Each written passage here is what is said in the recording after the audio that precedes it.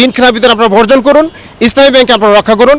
সারা বাংলাদেশের অর্থনীতি ঠিক হয়ে যাবে এবং সারা বাংলাদেশের ব্যাংকিং যে একটা অস্থিরতা চলছে, এই অস্থিরতা ইসলামী ব্যাংকের এই ঘটনা দিয়ে একে একে ঠিক হয়ে যাবে ইনশাআল্লাহ। আপনার যদি এই মুহূর্তে লিকুইডিটিতে সমস্যা থাকে, আপনি আপনার নিজস্ব কোনো পলিসি থাকলে সেটা করবেন, সেটা অবশ্যই জনবান্ধব হতে হবে।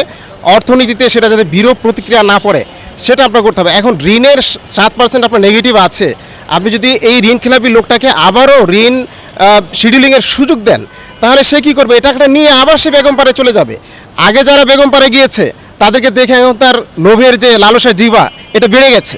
উনি এখন কি চাইবেন? উনি তো অবশ্যই চিন্তা করবেন যে আমি এখান থেকে সহজে টাকা পাচ্ছি, আমি তাহলে আবারও রিশিডিউল করে টাকা পয়সা নিয়ে আমি তাহলে আবারও ভাগি।